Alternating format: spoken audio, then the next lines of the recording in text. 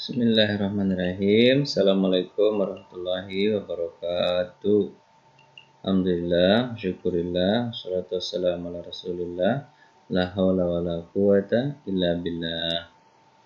Baiklah, kita tambah pelajarannya hari ini tentang sunnah-sunnah fitrah. Nah, saya pilih slide ini ya. Praktek ibadah dan qiraah. Baik, sunnah-sunnah fitrah. Piana sofa yang perhatikan 3A juga. Sunnah-sunnah fitrah. Sunnah-sunnah fitrah yaitu apa artinya sunnah? Sunnah fitrah itu suci. Sunnah-sunnah suci atau sunnah-sunnah bersih biar kita bersih selalu. Bagaimana cara sunnah-sunnah itu? Ada 5. Pertama berkhitan. Yang kedua mencukur bulu kemaluan. Kemudian yang ketiga mencukur bulu ketiak. Bukan mencukur di sini ya, mencabut. Yang keempat memotong kuku. Yang kelima memendekkan kumis. Itu namanya sunnah-sunnah fitrah. Ada 5 ya. Berkhitan, kemudian mencukur bulu kemaluan sampai habis, kemudian mencabut bulu ketiak. Berat ya kalau mencabut bulu ya, sakit ya. Memang sunahkan mencabut, mencukur juga nggak masalah sih, atau memendekkan, memotong kuku, memendekkan kumis, dan menipiskannya. 5. Pertama berkhitan. Berkhitan lazimnya itu adalah untuk laki-laki ya, memotong ujungnya agar tidak menyimpan air kencing dan kotoran. Tujuannya untuk berkhitan laki-laki. Karena kalau dibiarkan kuncupnya tersebut akan menyimpan najis ya, air kencing, nanti dia sulit untuk ibadah, ya kan?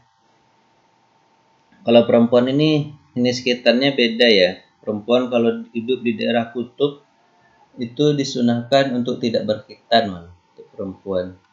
Karena perempuan itu ya, kalau di sini jelaskan khitan dilakukan perempuan itu, anak bayi perempuan itu hanya di sedikit permukaan di atas ujungnya, bagian dalam sedikit saja. Itu sebenarnya bukan dipotong, kadang disentuh sedikit dengan benda tajam aja sebenarnya. Itu nggak sunnah sebenarnya, nggak terlalu. Kalau dia hidup di daerah kutub, sunnahnya perempuan itu dibiarkan aja. Kalau dia hidup di daerah tropis seperti Indonesia Asia inilah, itu disunahkan memang, dianjurkan untuk berkhitan untuk bayi perempuan. Tapi kalau tidak berkhitan pun tidak ada masalah. Yang diwajibkan itu hanya laki-laki. Wajib laki-laki karena memang dia mengandung najis laki-laki khitan. Baik, lanjut. Siapa yang berkhitan yang pertama adalah Nabi Ibrahim alaihi salam. Ikhtana Ibrahim Khalilur Rahman ba'dama atat alaihi, setelah datang kepadanya perintah untuk berkhitan, tamanuna sanah. Usianya ketika itu 80 tahun. Waqtatana bil qudum. Kemudian dia berkhitan dengan kapak. Jadi samanuna sanah artinya apa? Jadi kalau sudah ada kewajiban berkhitan walaupun umur sudah tua, khitan juga. Ikhtatana bil qudum. Tanabil qudum itu apa? Dia berkhitan dengan kampak. Ya kampak nggak mungkin, kampaknya mungkin tajam ya, tapi dioleskan ya seperti pisau juga. Bukan dia keras kemudian dikampak, nggak begitu. Ya. Jadi wajib hukum berkhitan ya. Kedua yang berikutnya adalah setelah berkhitan mencabut bulu ketiak ya. Cabut bulu ketiak. Dicabut sebenarnya, bukan dicukur. Tapi kalau sakit untuk dicabut, cukur juga boleh. Yang penting itu kan tempat-tempat ini ya. Sebelumnya itu adalah bulu kemaluan ya, itu memang dicukur ya, bukan dicabut. Cukur habis, kenapa? Karena itu tempat bakteri. Habis buang air kecil, habis buang air besar, atau itu adalah tempat lembab ya, karena dia tersimpan atau dilipat-lipatan. Kalau ada bakteri itu nanti merusak dari organ tubuh, maka harus dibersihkan. Termasuk juga ketiak. Ketiak adalah tempat yang lembab, berbau busuk, maka kalau bisa dihilangkan bulunya itu dengan dicabut. Kalau ketiak ya, atau paling kurang dicukur. Itu sunnahnya agar jadi umat Islam ini sebenarnya diajarkan untuk suci atau bersih gitu. Allah buat, kenapa kok Allah berikan bulu-bulu di sana? Kenapa nggak indah aja bulu-bulu? Itu tandanya Allah Subhanahu Wa Taala nyuruh kita kerja. Setiap dari kita bekerja seperti itu dapat pahala. Mencabut, mencukur itu dapat pahala. Baik, lanjut ya.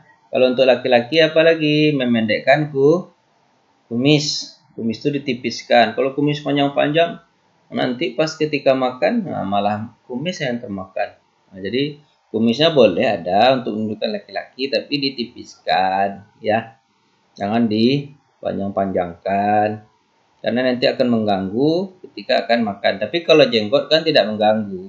Kalau jenggot bolehlah dipanjang-panjangkan, tapi dipanjangkan, dirawat, bukan dipanjangkan dibiarkan kemana-mana. Rambutnya enggak dirawat, dikasih dicuci, dikasih minyak wangi biar tidak berkutu tuh jenggot. Juga rambut misalnya, rambut boleh panjang boleh pendek, tapi dirapikan, dicuci, disampo. Bisa diapain?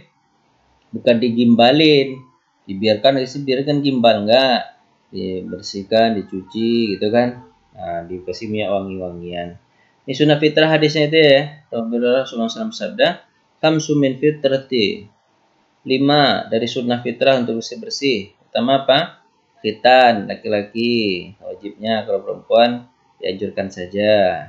Istihdad, itu mencukur bulu kemaluan, baik laki-laki maupun perempuan. Natful ibid, yaitu mencukur atau mencabut ya, mencabut bulu ketiak, laki perempuan. Kalau ini untuk laki-laki, kalau laki-laki untuk laki-laki perempuannya taklimul alsfar, yaitu memotong kuku.